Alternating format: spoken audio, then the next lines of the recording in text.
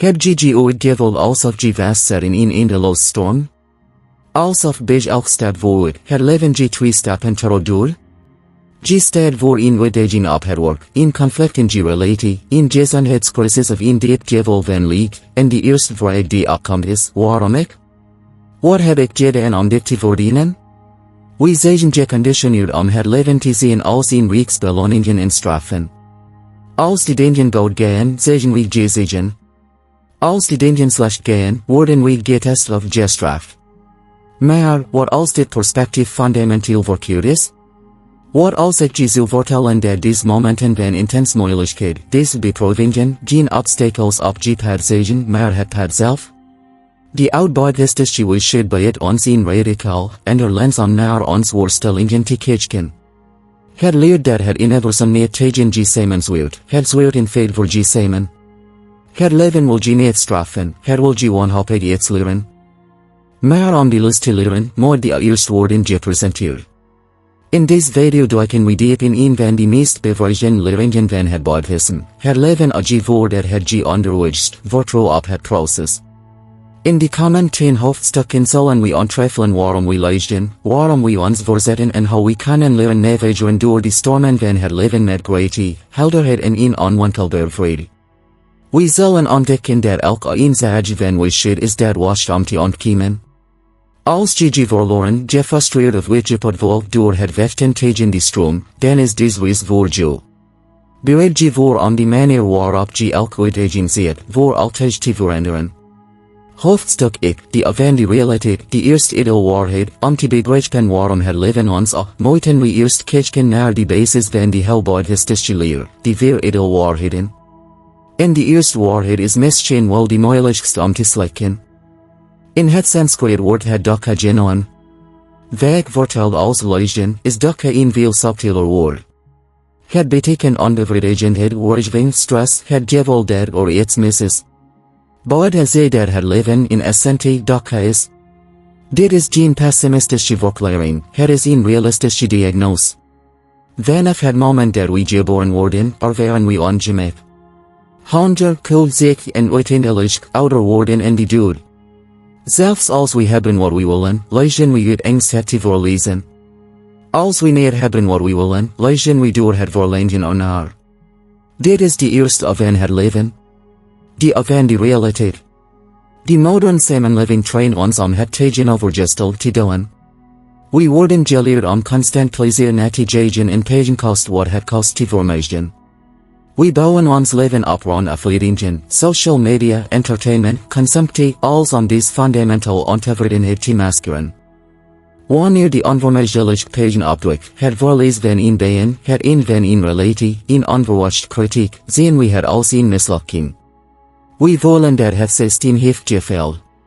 Het boeddhisme zegt, nee, het systeem werkt precies zoals het hoort. Die is niet die pegen. Die is jo weerstand tegen die pegen. Die is je wagering om de eerste edelwaarheid te accepteren. Vertrouwen op het proces begint hier. Het begint met stoppen met rennen. Het begint met toegeven dat het leven ongemak omvat. Denk aan een gebroken bot het genezingsproces doorpagen. Het bot moet gezet worden, het lichaam moet ontsteken om het gebied te beschermen, en de immobiliteit is frustrerend. Als je vecht tegen het gips, probeert een marathon te lopen met een gebroken been, ben je niet sterk, je bent dwaas. Je onderbreekt het genezingsproces. Het leven ons door ons dukkha te presenteren. Het vraagt ons, blijf je rennen? Of ga je eindelijk stoppen en luisteren?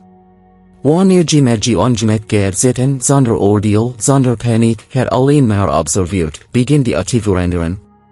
Die pegen is misschien nog, maar het lezen, wat pegen vermenigvuldigd met weerstand is, begin af te nemen. De eerste les die het leven ons wil geven is deze, pegen is onvermijdelijk, maar lezen is optioneel. Lezen is wat gebeurt als we falen voor die om de realiteit van dukkha te accepteren. Het leven zal deze in verschillende vormen blijven presenteren, angst, verveling, verlies, totdat we stoppen met vechten tegen de aard van het bestaan zelf en in plaats daarvan vragen, ook, dit is echt. Wat moet ik hiervan leren? Vertrouwen op het proces is erop vertrouwen dat pegen geen doodlopende weg is, het is een toegangspoort. Als je stak met vechten tegen die realiteit dat het leven woordswin heeft, kan je die woordswin gaan gebruiken. Zoals die ooster die eruiteren zijn korrel gebruikt om een peril te keren, kan je dukke gebruiken om wijsheid te cultiveren. Die is die zijn korrel. Die les is die peril. Wat van je van des eerste waarheid? Als des boodschap al bij je begint te resoneren, wordt den deel van ons proces. Leid je like echter zodat des wijsheid meer mensen bereikt en abonneer je op het kanaal om die volgende hoofdstukken van des wijsheid te missen.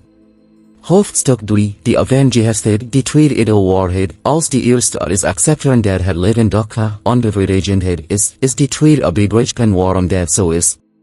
Die tweede edelwaarheid van het boeddhisme identificeert die wortel van al ons lijden, tanha. Dit woord betekent dorst, verlangen of preciser, gehechtheid. We lijden ze boeddha niet omdat die dingen slecht zijn, maar omdat we ons wanhopig vastklampen en die goede dingen en wanhopig proberen die slecht dingen te vermijden. We krijgen een mentaal beeld van hoe het leven zou moeten zijn. Ik zou rijk moeten zijn. Ik zou geleefd moeten worden door die persoon. Ik zou altijd gezond moeten zijn. Ik zou nooit moeten falen. Elk zou moeten is een valstrik. Het leven al ons dan. Het presenteert ons die realiteit, die bijna nooit perfect overeenkomt met ons script. Die is een direct vrede van het universum, waar hou je meer van, jouw idee van hoe het leven zou moeten zijn, of het leven zoals het werkelijk is? Denk aan je grootste recent lijden. Was het die situatie zelf, of was het die ineenstorting van je verwachtingen? Je verloor niet alleen een been, je verloor je identiteit als een succesvol persoon. Je wordt niet alleen afgewezen, je verloor die hoop op een toekomst die je in je hoofd had gebouwd. Die is niet het verlies, die is hoe stevig je vastklampt. Het boeddhisme gebruikt die metafoor van die hen. Gehechtheid is door het leven gaan met bewustzijn, proberen zijn vast te houden. Hoe harder je knijpt, hoe sneller het zijn ontsnapt. Ongehechtheid is niet koud, onverschillig of niet liefhebben zijn. Ongehechtheid is door het leven gaan met een open handpalm. Je kan het zijn waarderen, die textuur voelen, die warmte, maar je begrijpt dat het je niet toehoort. Het kan elk moment door die worden meegenomen. Vertrouwen op het proces betekent in deze context erop vertrouwen dat je geluk niet afhangt van het gebel houden van je vuisten. Die les die het leven wil leren, is dat vrede voortkomt uit loslaten. Het leven ons via ons gehechtheid. Als je gehecht bent en geld, zal het leven je testen met financieel verliezen. Als je gehecht bent en je reputatie, zal het leven je testen met kritiek of oordels. Als je gehecht bent en controle, zal het leven je testen met chess en onzekerheid. Dit is geen straf. Het is een strange leraar die precies aanwijst waar je gevangen is zit. Die is, ga je wist nog harder dichtknijpen of ga je eindelijk loslaten? Wanneer je loslaat, gebeurt iets wonderbaarlijks. Die paniek niet af. Je realiseert je dat je nog steeds bent. Je eden nog steeds. Je was niet je been. Je was niet de relatie. Je was niet je reputatie. Je was het bewustzijn achter dat alles. Het proces van loslaten is de zelf. Het leven blijft ons tests van gehechtheid geven totdat we leren dat het enige dat echt die moeite waard is om vast te houden, het bewustzijn van het huidige moment zelf is. Al het ander is geleen. Die is moeilijk omdat ons ego loslaten verwoord met verliezen. Maar het proces leert ons dat loslaten geen verlies is, het is het winnen van vrijheid. Ons gehechtheid en identificeren kan moeilijk zijn, maar het is de eerste stap naar vrijheid. Als je klaar bent om te leren loslaten, staan dan ons kanaal. Laat je like echter en abonneer je om verder te ontdekken welk tools het boeddhisme ons biedt voor dit proces. Hoofdstuk 10, die afwezigheid innerlijke, nadat we begrijpen dat het leven dukke, onbevredigendheid is en dat die oorzaak tanha, gehechtheid is, presenteert het leven ons zijn door de grote. Misschien wel die meest meedogenloos van allemaal, die afwezigheid of innerlijke. Innerlijke is die universal wat dat alles verandert. Absoluut alles. Zijn geen uitzonderingen. Deze stel waarop je zit slecht. Je lichaam verandert elk second. Je gedachten zijn een constant stroom. Die hoogstberg zal uiteindelijk tot stof vergaan. Die zon zal op een dag doven. Ons logische verstand rejected. Natuurlijk alles veranderd. Maar ons emotional hart had deze wet. We besteden ons leven en het proberen om permanent denken te bouwen in een fundamenteel vergankelijk universum. Die van het leven is deze, hoe reageer je op verandering? Als die denken goed gaan, we zeggen verliefd, we hebben succes, we zeggen gezond, proberen we die tijd te bewijzen. We krijgen gehested hoofdstuk 3 en proberen wanhopig te voorkomen dat het huidige moment verandert. Wanneer het onvermijdelijk verandert, lezen we. Als die denken slecht gaan, we zeggen ziek, depressief in crisis, willen we dat het voor altijd zal duren. We vergeten die wet van innerlijke. We willen dat die storm nooit voorbij zal gaan. En opnieuw lezen we. Die van vergankelijkheid is een van flow. Het leven is een rivier. Vertrouwen op het proces is vertrouwen op die stroom van die rivier. Lezen is proberen een dam te bouwen midden in die rivier. Het is uitputten en uiteindelijk zinloos. Die rivier zal altijd winnen. Het leven ons door ons momenten van geluk te geven en ze vervolgens weg te nemen. Die is niet om te zien of je het geluk voor altijd kan vasthouden. Die is om te zien of je van het geluk kan genieten terwijl het is, en het genieten kan laten gaan wanneer het vertrekt, weten dat het, net als al het ander vergankelijk is. Het leven ons ook door ons pijn en lijden te geven. Die is niet om te zien of je sterk genoeg bent om het te verdragen. Die is om te zien of je innerlijke kan herinneren te midden van die pijn. Kan je herinneren dat ook dit voorbij zal gaan? Kan je die pijn observeren als een donker wolk die door die lucht trekt, weten dat die lucht jouw bewustzijn intact blijft? Vertrouwen op het proces is vertrouwen op die wet van innerlijke. Het is begrepen dat die seizoenen veranderen. Bestaat geen eeuwig winter, net zoals geen eeuwig zomer bestaat. Die lust die het leven ons wil leren is gelijkmoedigheid. Het is het vermogen om balans te vinden te midden van verandering. Wanneer je vergankelijkheid echt begrijpt, stop je met proberen dingen zo krampachtig vast te houden. Je begint vollediger deel te nemen in het leven, omdat je weet dat elk moment kostbaar en vluchtig is. Je vreest die delen niet meer, omdat je weet dat ze deel uitmaken van die dans, en dat die stijging weer zal komen. Die van vergankelijkheid dwingt ons om iets in onszelf te vinden dat niet verandert. En wat verandert niet? Alleen die ruin waarin die verandering plaatsvindt, jouw bewustzijn. Die les van innerlijke is dat je, door te accepteren dat alles buiten je verandert, eindelijk die onveranderlijke vrede ontdekt die binnenin je bestaat. Die is die verandering. Die les is die vrede. Vergankelijkheid accepteren is een van die grootste uitdagingen van het leven.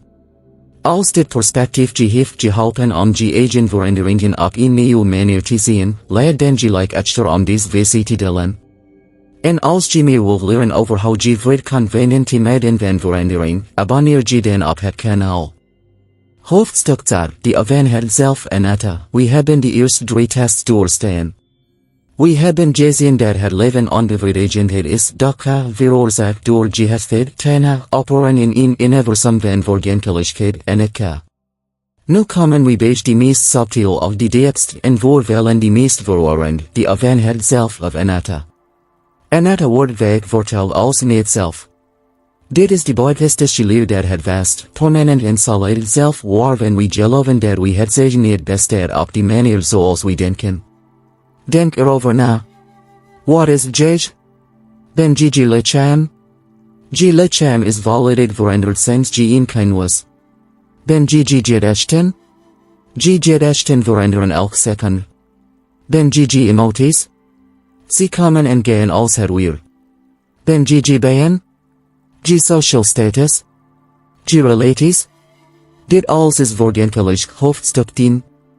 Het boeddhisme leert dat het zelf geen ding is, maar een proces. Het is een werkwoord, geen zelfstandig naamwoord.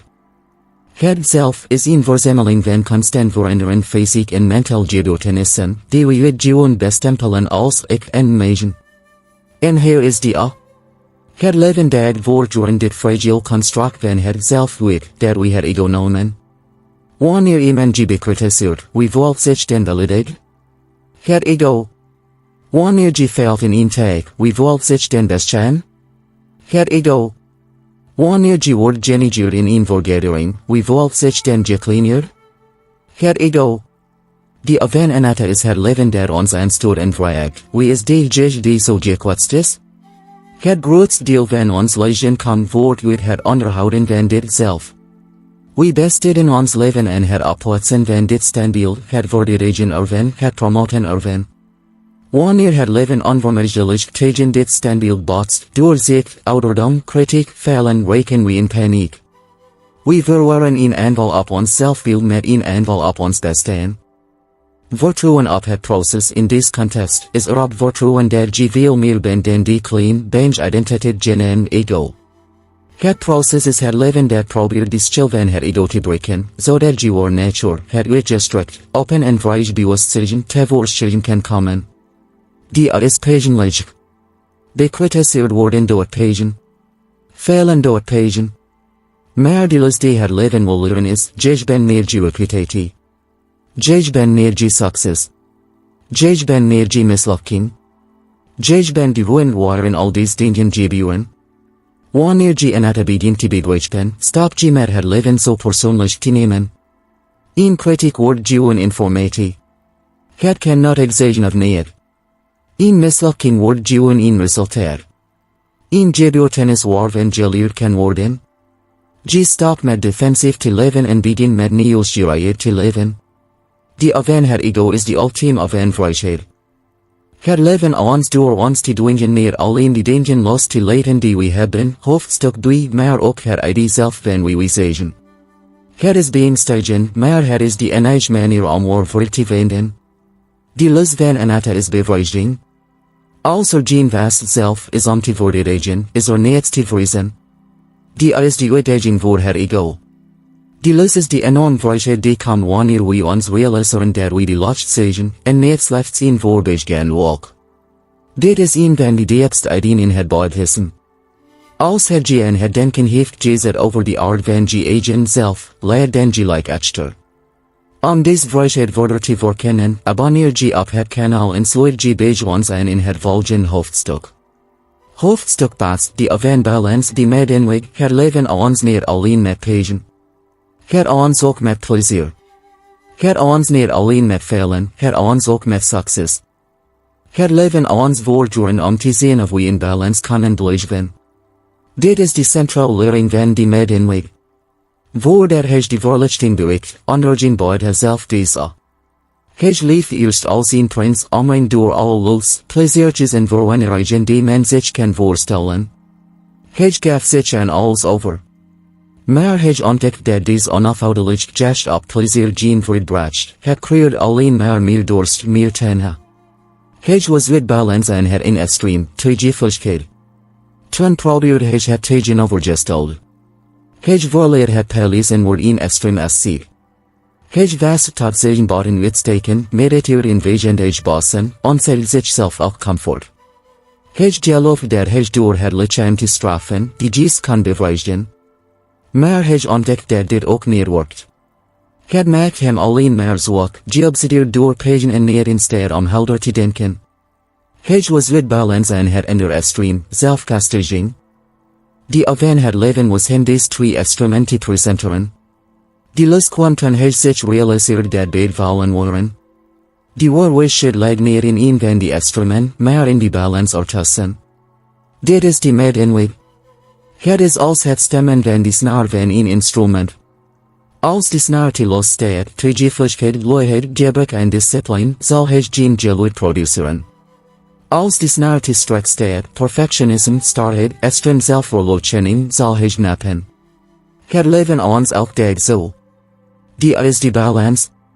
Word je getrokken naar overmatig werken, workaholism, of naar totaal uitstelgedrag? Word je getrokken naar obsessief gepieker over je problemen of naar totaal ontkenning en afleiding? Word je getrokken naar streng zelfkritiek of naar zelfgenoegzaamheid die je verhindert te groeien? Vertrouwen op het proces is erop vertrouwen dat het pad niet in de extremen ligt, maar in het midden. Het leven ons met succes. Kan je succes hebben zonder dat je ego opzwelt, hoofdstuk 4? Kan je genieten van die vruchten van je werk zonder erin je het te rekenen, hoofdstuk 3. Het leven ons met falen. Kan je falen ervaren zonder in zelfmedelijden te vervallen? Kan je falen zien als een leraar, in plaats van een gevendene straf? Het proces van het winnen van die medinweg is de lering zelf. Die lus is moeilijkheden. Het is het vermogen om op het koord van het leven te lopen zonder onvergeblezen te worden door die winnen van geluk of ongeluk. Wanneer je wordt getest door het leven, observeer dan je impulsen. Ren je naar het extreem van paniek of naar het extreem van ontkenning? Die medinweg vraagt, waar is het balanspunt? Misschien is het nog hectisch vechten, nog passief opgeven. Misschien is het de realiteit accepteren, hoofdstuk 1, en die volgende stap zetten met kalm en helderheid.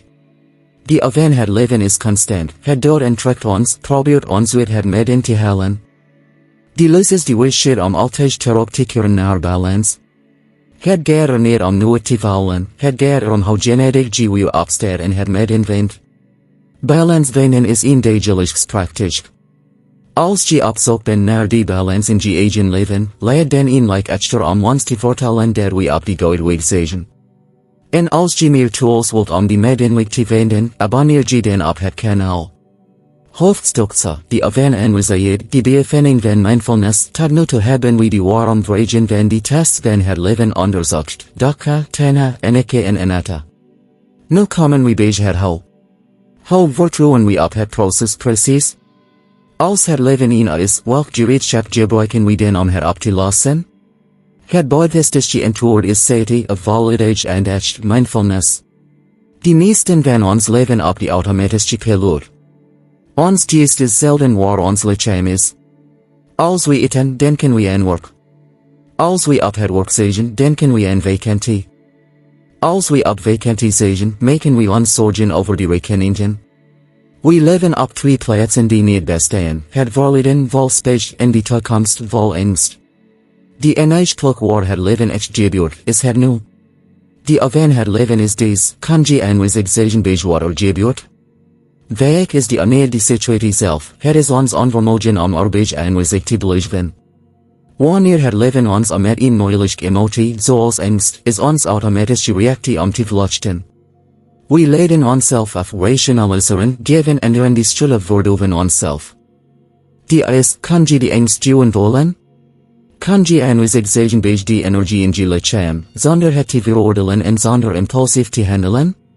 Wanneer het leven ons met vervulling, is die kan je stil zijn, zonder je telefoon te pakken? Kan je duwen zijn? Vertrouwen op het proces is erop vertrouwen dat alles wat je moet weten en al tools die je nodig hebt, beschikbaar zijn in het huidige moment.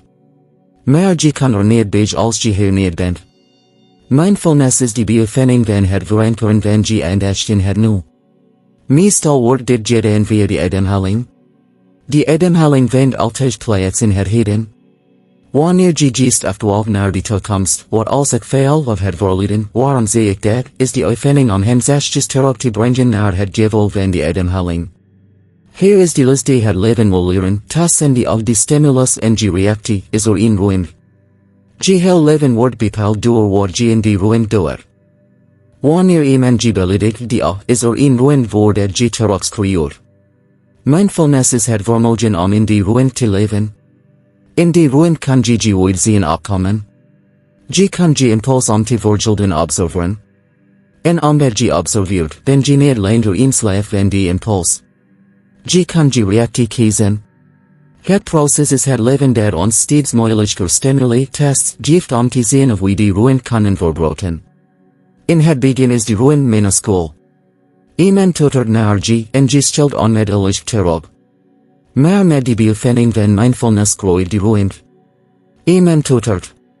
Je voelt die adrenaline. Je ademt. Je realiseert je dat die ene persoon misschien haast heeft of misschien lijdt. Je kiest ervoor om niet te reageren.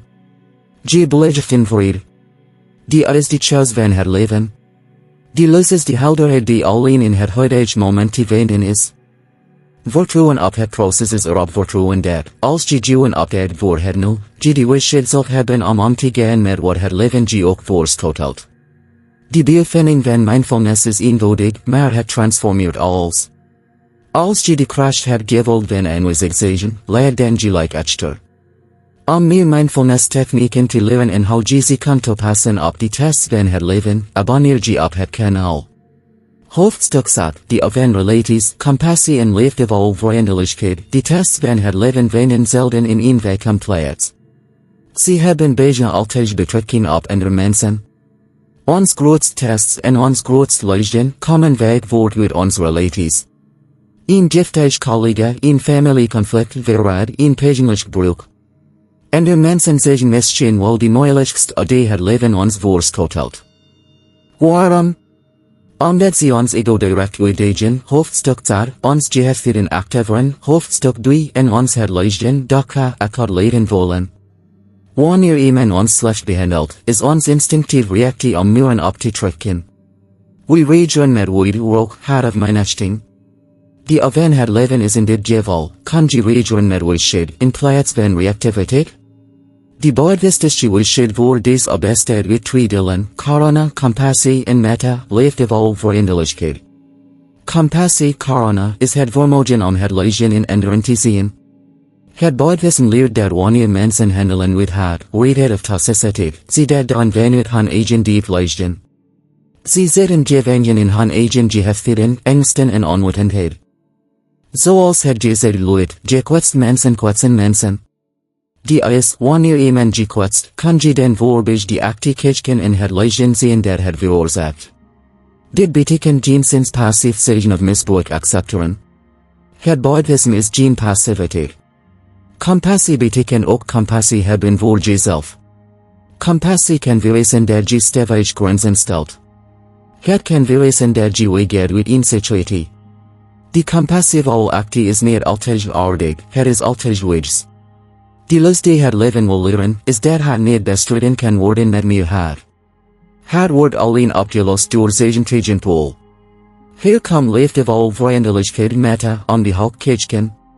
Metta is de actieve beoefening van het wensen van welzijn voor anderen en voor jezelf. Die van het leven is, kan je, al is het maar een wondje, metta vinden voor iemand die je vertrouwen op het proces is in dit geval erop vertrouwen dat verbinding krachtiger is dan afscheiding. Het proces leert ons dat die andere persoon, je wezen, die moeilijk persoon, in wezen is zoals je. Zij wil ook gelukkig zijn en ook lijden vermijden. Ze is alleen in de war over hoe dat te doen. Die van relaties is een spiegel. Die mensen die ons het meest testen zijn in feite ons grootste leren. Ze leiden ons precies zien waar we nou vastzitten. Ze onthullen ons verborgen gehechten, ons onzekerheden en ons oordelen. Die les is niet om iedereen leuk te vinden. Die les is om te begrijpen dat iedereen dezelfde strijd wordt tegen elkaar. Die les is het cultiveren van een hart dat sterk genoeg is om grenzen te stellen en tegelijkertijd zacht genoeg om zich niet te sluiten in haar. Die is het conflict. Die les is compassie. Compassie cultiveren voor moeilijk mensen is een levenswerk. Als je op die reis bent, laat dan je like echter om je solidariteit te tonen. En voor meer leringen over hoe je met wijsheid door moeilijke relaties navigeert, abonneer je op het kanaal. Hoofdstuk 8, die van karma, die wet van oorzaak en gevolg, wanneer het leven ons zwaar of vooral met gebeurtenissen die moeilijkheid of wanneerlijk gelijken, een plotseling ziekte, een ongeluk, een onverwacht verlies, wordt de vrede waarom ik? Een schreeuw. We zoeken naar een reden. Hier presenteert het leven ons die van karma. In het Westen wordt karma vaak verkeerd begrepen als lot of een kosmisch systeem van straf en beloning. Het deed het slechts, des karma heeft hem te pakken genomen. Het boeddhisme heeft een veel verfrissender en minder fatalistische kijk. Karma in het Sanskriet betekent simpelweg actie. De wet van karma is de wet van oorzaak en gevolg.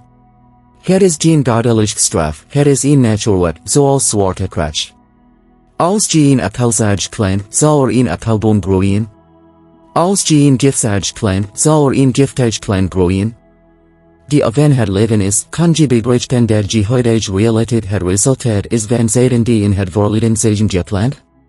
En nog belangrijker, kan je begrijpen dat je acties nu die zaden planten voor je toekomstige realiteit? Dit is moeilijk te accepteren vooral als we lezen. We houden niet van te denken dat ons acties uit het verleden in dit leven of volgens het boeddhisme in vorige levens ons huidige leven hebben gecreëerd. En inderdaad, niet al het leven is een direct gevolg van ons individual karma. We leven in een complex wereld met het karma van andere mensen en natuurlijk gebeurtenissen. Het boeddhisme nodigt ons uiteraard om ons te concentreren op het enige aspect van karma dat we kunnen beheersen, het heden. Die van het leven is niet om het te wenen waarom de slechte gebeurtenis plaatsvond. Proberen karma uit het verleden te traceren is een onmogelijk spel. Die is gegeven dat dit gebeurt, welk zijden geno planten? Ben verloren, het resultaat van een karma uit het verleden misschien. Dat is die a. Hebt een keus. Kan zijden van ooit zelfmiddeligen en werk planten karma. Of kan zijden van acceptatie igever om een nieuw bij te zoeken en leren planten karma. Vertrouwen op het proces is vertrouwen op de wet van karma. Het is bedreigd dat, hoewel niet kan veranderen wat al gepland is, ik zij controle hebt over die zijden die op dit exact moment plant. Die les die het leven ons wil leren is radical verantwoordelijkheid. Die kracht ligt niet in het beheersen van het universum, die kracht ligt in het beheersen van eigen acties, woorden en gedachten. Wanneer karma bedreigt, stop met een/voor van het lot te voelen. Realiseert dat de architect ben van eigen leven. Die is de oogst die nu ontvangt, of die nu goed of slecht is. Die lus is om te concentreren op het planten van een beter trend voor de toekomst. Het leven ons met de gevolgen van acties uit het verleden. Het vraagt ons, het geleerd? Ge het zelf zeggen van ooit, het zucht of onwetendheid planten? Of ge eindelijk kiezen om zijden van compassie, vrijheid en wijsheid te planten? Die is de oogst.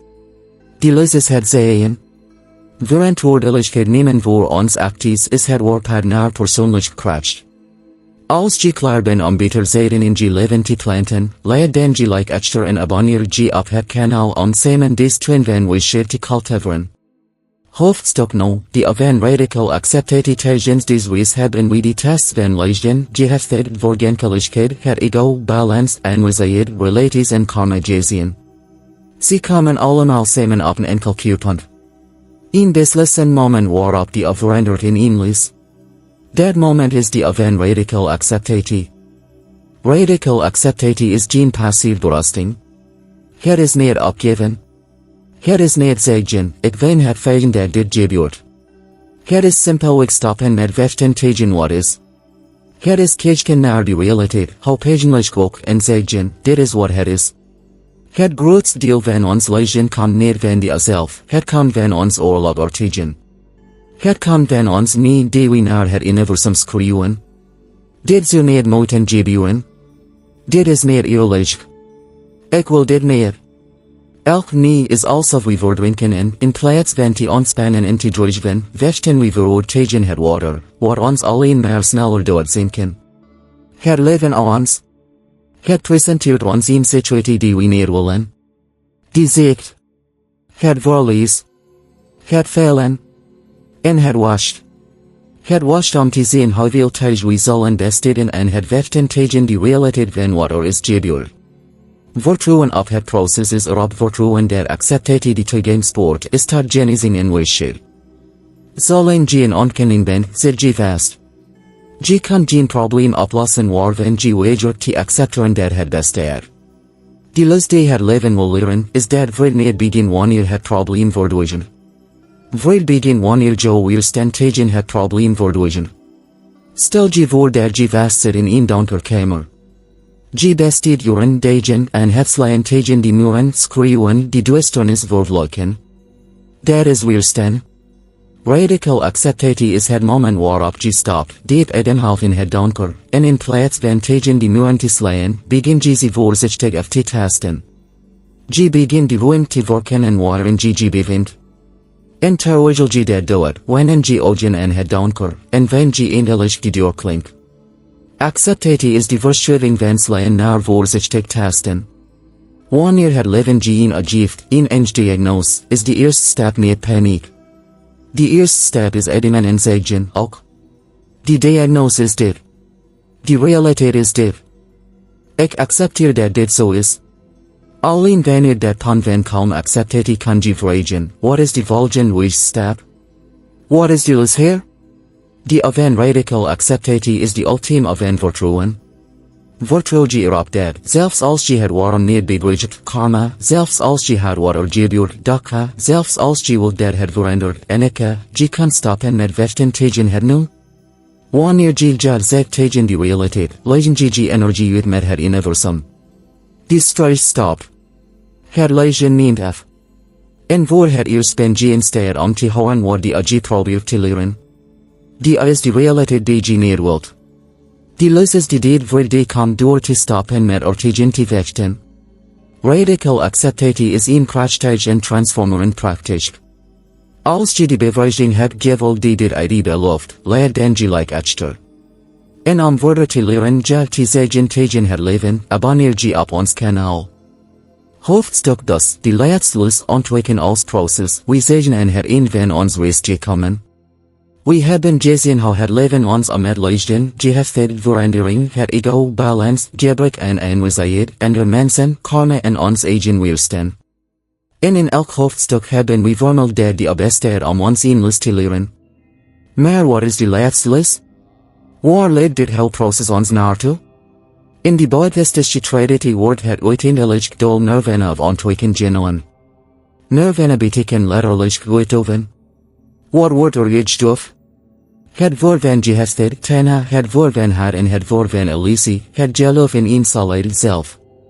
Het is de deed vrede ontstaat wanneer het lezen afhoudt. Velen van ons stellen zich ontwikken voor als een innerlijk, explosief gebeurtenis, onder een boom zitten en plotseling alles bedreigden. Maar wat de leringen ons laten zien, is iets anders. Ontwikken is geen bestemming, het is de volledige realisatie van het proces. De laatste van het leven is deze, kan je stoppen met wachten tot de tests voorbij zijn? Kan je stoppen met wachten op een happy en waar al problemen zijn opgelost en je eindelijk kan ontspannen? De laatste les die het leven ons wil leren, is dat we should niet laten het vermijden van de tests. We should laten het fundamenteel veranderen van je relatie met hen. Vertrouwen op het proces betekent erop vertrouwen dat elk van deze tests, elk irritatie, elk hartzeer, elk moment van angst, elk verlies, het curriculum zelf is van je verlichting. Het leven is de a. Het leven is de les. Wanneer je leert balans te vinden te midden van verandering enike, wanneer je leert te handelen met compassie in plaats van woede, karana, wanneer je leert je ego te observeren in plaats van een slaaf van te zeggen anatta, ben je niet langer aan het slagen voor de a. Je wordt het proces. Het leven houdt op een reeks problemen te zeggen die moeten worden opgelost en wordt een dans die gedanst moet worden. Ontwikken is wanneer je realiseert dat het leven je niet voordat het je onderwijst. Die is het onderwijs. Het proces is het doel. Je hoeft niet te wachten tot de storm voorbij is om vrede te vinden. Die vrede wordt gewonnen in het midden van de storm, wanneer je mindfulness, sati en acceptatie hoofdstuk 0 toepast. Die van het leven is continu. Het stopt niet. Wat stopt is je lezen erover. De laatste les is dat je alles al hebt wat je nodig hebt. Je hebt niets meer nodig om vrede te zeggen. Je hoeft alleen maar de waarheid van het proces te zien. Vertrouw op het proces. Vertrouw erop dat elke uitdaging een vermonleraar is. Vertrouw erop dat het leven je onafhoudelijk probeert wakker te maken voor je eigen uitgestrekt, vredig en vrij natuur. Die is het leven. Die les is de liefde. Bedenk dat je ons het vergezeld op deze tijd reis door de boeddhistische wijsheid. Als deze leringen je hart hebben geraakt en helderheid in je geest hebben gebracht, gaat het proces door. Laat je like echter zodat deze boodschap van hoop meer mensen bereikt door het leven worden getest. En als je wilt blijven leren hoe je op het proces kan vertrouwen en vrede kan vinden in uitdagingen, abonneer je dan op het kanaal en activeer het belletje. Je reis naar ontwikkeling is nog maar net begonnen.